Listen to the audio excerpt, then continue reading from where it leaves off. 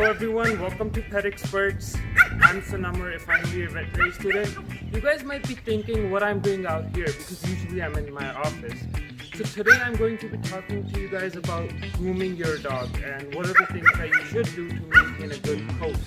So this is Mr. Fidu, a 6-month-old Pomeranian. So I thought what could be a better option than having these fur balls with me if I want to talk about grooming. So let's hop into the office. See you.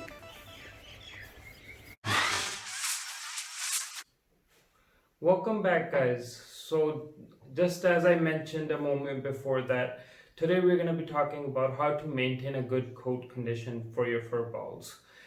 This is a very common topic that people usually ask about. People ask me how often should they be bathing their dogs and how often do they need brushing.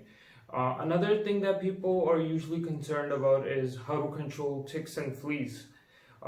In addition to this, people ask about the feedstuffs and the supplements that they should be giving their dog to maintain a good coat. So these are the things that I would be talking about today. But before we start, please hit the subscribe button and the bell icon. The timestamps would be in the description below, but I highly encourage you guys to watch the whole video. So let's hop in. First, let's talk about bathing. The very first thing that you need to know about bathing is that the shampoos intended for us humans are not to be used on your dogs. There's a reason behind this. It's that the pH of dog's skin is entirely different from the pH of our skin. So if you use human shampoos, you'll end up with a rough skin and a coat and lead to multiple skin diseases. So always use a shampoo that's specifically intended for dogs. There are multiple brands available. You could go with any reputable brand. They're all really good. Then another myth that needs to be busted is that you need to bathe your dog at least once a week. I even hear people saying that they bathe their dog every alternate day during summers because they feel it's just like us, they're like us, and their dogs would feel hot, or maybe that's just how their body's built. But that's not true. Bathing them so often would not help them at all. In fact, it'll ruin their coat condition and their skin. So you should be bathing on average once in a month or two. Unless your dog's dirty, of course, that's a different thing. You might be thinking if you do this, your dog would become really smelly. But believe me, that's not going to happen. But if you're still worried about that, there are a lot of perfumes available at the pet stores.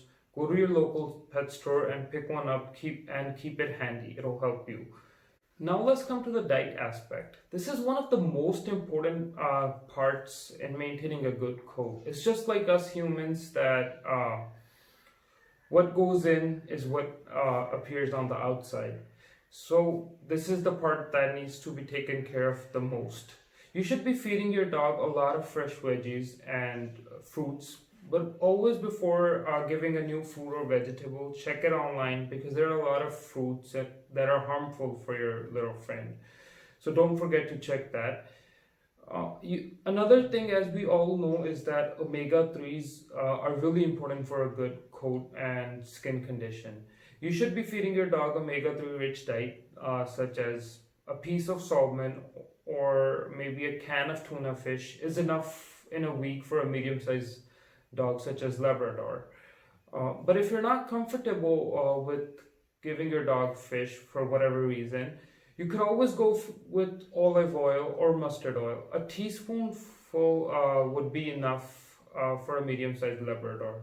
Another way to go is buy omega-3 supplements. Like in India, NutriCoat Advanced is my favorite to go with. You can go with that. But remember to increase the dose gradually, because if you introduce these supplements or the oils that I mentioned suddenly into the diet, your dog would end up having loose motions. So always increase it gradually. Then comes brushing your dog. This varies from breed to breed because, as we all know, short-coated dog breeds such as Labradors, Rottweilers, and Pit Bulls, they don't need much of brushing. Once a week is enough for them, and during the shedding season, that's when the season changes, you should be brushing them twice a week. That'll be more than enough for these. On the other hand, long-coated breeds, especially double-coated breeds such as Pomeranians, like Mr. Fidu we just met before, or German Shepherds or Shih Tzus, they need to be brushed daily. But if that's too much for you, you could skip a day and brush them on every alternate day. This is very important to maintain a mat-free coat. And always keep in mind to brush your dog even before giving them a shower. Mostly people just skip that part and bathe and then end up having a lot of mats on their dog's coat. Brushing before a shower helps to remove dead hair, which in turn helps reducing the mat formation. Brushing not only helps you maintaining a mat-free coat for your dog, but in addition to it, it makes the coat shiny. And after a while, it becomes like a massage to your dog. They start enjoying it. I could recall like holding a brush, and all my dogs come running to me to get to get their coat brushed. So you'll start enjoying it, and in fact, it also helps in building a good bond with your dog. You guys might be thinking that there are a lot of brushes, different kind of brushes available in the market, and what's the right brush to choose.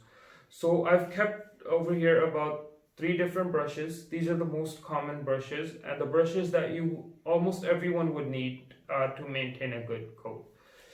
So first, this is a pin brush. This brush is basically used on daily basis for a quick brushing. It'll help you do a basic grooming but won't remove the deep or big mats. Then comes this stainless steel comb.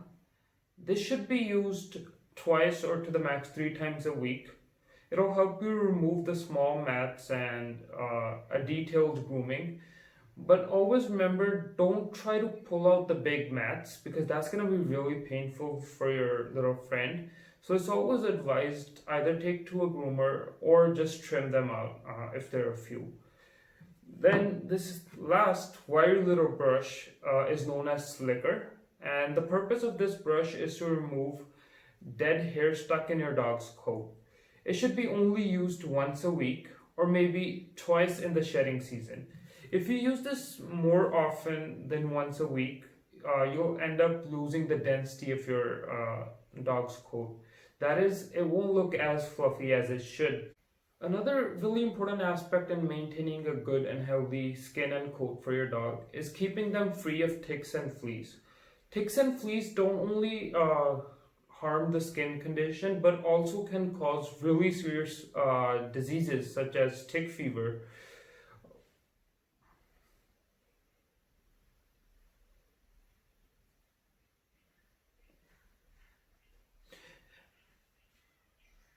Another important aspect in maintaining a good coat is keeping your dog free of ticks and fleas. Ticks don't only ruin the skin condition but can also cause serious diseases such as tick fever. So it's important to keep your dog free of them. There are multiple commercial products available in the market such as tick collars, pour-ons and shampoos and many more. My favorite are pour-ons and shampoos. A tick collar should be only used if you have a single dog. Never use it if you have more than one dog because they'll be playing with each other and can ingest the poisonous substance on the other dog's collar. But always keep in mind that all these anti-tick products are really bad for little puppies, so you shouldn't be using them on puppies before consulting a veterinarian. And another important thing in keeping the ticks in control is keeping the environment free of humidity and having a lot of sunlight. Because ticks and fleas are known to breed more in humid and dark areas. They usually breed in cracks and hidden places. For example, maybe a crack in a wall, or maybe you have a brick that's not moved around and it's just at one place from a long time. They'll go under it and breed there. So try to remove such things from the area where your dog is spending most of its time. I hope you enjoyed today's video. If you followed all this that I just mentioned, your dog would have a really shiny and a good coat. And I guarantee you, people would walk up to you and ask for tips. Please hit the subscribe button and don't forget to press the bell icon. Thank you.